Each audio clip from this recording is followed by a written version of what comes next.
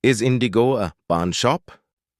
Find out why the owner said this and still earned 30,000 crore.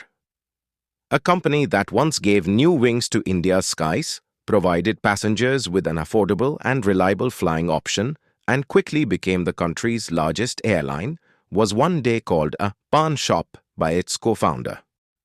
This wasn't just a choice of words, it was a remark that shook the entire corporate world. This comment sparked uproar from media headlines to boardroom meetings. And the most interesting part, the same company that Rakesh Gangwal called a Paan shop ended up earning him more than 30,000 crore. That's the irony of the corporate world, where disagreements, profits, and fame coexist under one roof. This story also questions the belief that business always runs on friendship and partnership. Today we will dive deep into this topic. But before that, if you are new to our channel, please don't forget to subscribe so you get the first updates of our latest videos. So let's begin today's discussion without any delay. IndiGo's story begins in 2006 when two seasoned businessmen, Rahul Bhatia and Rakesh Gangwal, came together to lay the foundation of a new airline in India. At that time, the Indian aviation industry was full of turbulence. Companies like Kingfisher, SpiceJet, and Air Deccan were trying to capture market share with different strategies. But IndiGo decided to adopt a no-frills, low-cost model, meaning fewer services, minimal expenses, but reliable and on-time operations. This model clicked in a price-sensitive market like India. Within a few years, IndiGo had firmly established itself and became the country's largest airline. It became a shining example of how simplicity and focus can build a massive business. But as the flight of success soared higher, so did internal disagreements. Gangwal and Bhatia, who were once aligned in their vision, began to clash over corporate governance, board functioning, and transparency. Rakesh Gangwal felt that there was a lack of transparency within the company and that decision-making was not impartial. He raised these concerns before the board and later through the media. During this time, in 2019, came his controversial remark calling IndiGo a Paan shop. That statement reflected how value-based disagreements, when colliding with financial interests, can deeply strain business relationships. This word, no matter how casual it may sound, carried deep resentment and serious grievances behind it. Gangwal wanted the company to operate at a global standard, not as a family-run business. In response to his remark, Rahul Bhatia sarcastically commented, "If this is a Paan shop, then it's running extremely well." This sentence became one of the most talked-about lines in Indian corporate history. The dispute escalated so much that it reached the regulatory bodies. But by then, the company had already won public trust, and its commercial success was undeniable. The episode became a classic case of how personal disagreements can spill into public consequences. Gangwal gradually began selling his shares. He had made up his mind to exit control of the company.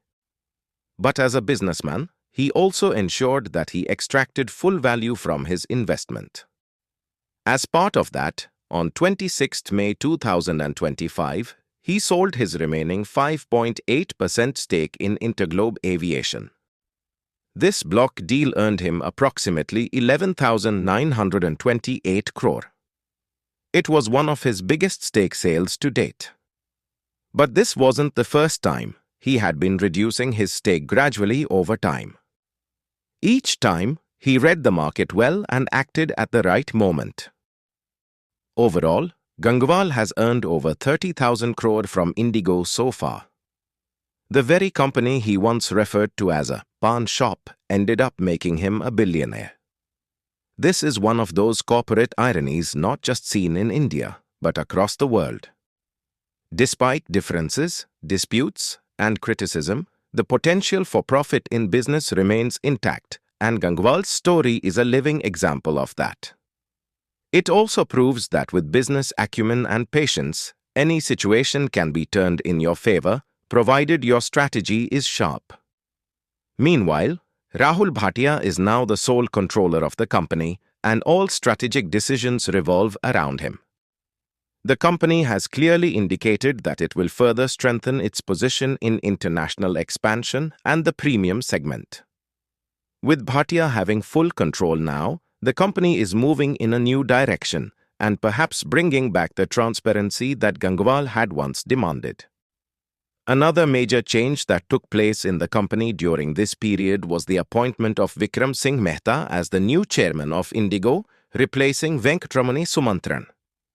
Mehta has been a member of the Interglobe Aviation Board since May 2022 and brings extensive experience from both the public and private sectors. He has served as chairman of Shell companies in India and managed Shell's chemical division in Egypt. His entry is expected to aid the company in both strategic thinking and international diplomacy. This change signals not just a shift in leadership but also in vision. Although Venkatramani Sumantran's tenure was not any less impactful. He played a crucial role in bringing IndiGo back on track after the COVID pandemic. Under his leadership, the company not only reduced its losses but also regained the trust of its passengers. Now that a new chairman has been appointed, it will be interesting to see which direction IndiGo takes moving forward. With his experience, it is expected that the company will not only increase its market share but also take its service standards to new heights. Today, IndiGo is considered not just one of India's, but one of South Asia's strongest airlines. The company has a robust fleet, trained staff, and a reliable schedule. Offering better service at low cost is its core philosophy, and that's why it remains the most popular airline among passengers. But the differences between Gangwal and Bhatia also highlight how essential ideological alignment and transparency are in business. This incident teaches us that profit isn't everything. Institutional values and professional respect are equally important. The biggest lesson from this entire story is this: business relationships may end, but decisions made at the right time and investments directed the right way ultimately yield profit. Rakesh Gangwal took his share of the profits, but his words still echo in IndiGo's legacy. And that shows that even a Paan shop can become a multi-billion company if the vision is big, the strategy is right, and customer trust is unwavering. Today, IndiGo stands at a point from where it has not only overcome its criticism but is also ready to soar to greater heights in the future. If this video has taught you something new, do not forget to like and share this video so that this information can reach others as well. Your likes and shares are a source of inspiration for us. If you have any questions or suggestions, please let us know in the comments. It will be our honor to answer your questions and listen to suggestions. And yes, if you like our content, subscribe to the channel and press the bell icon so that you stay connected with every new story. Thank you. GRT Business YouTube channel sources: news from various news agencies, opinion polls, and other public sources. We try to ensure that every report and summary is accurate and verified, but we are not responsible for any dispute or error. Our aim is only to provide you with accurate information.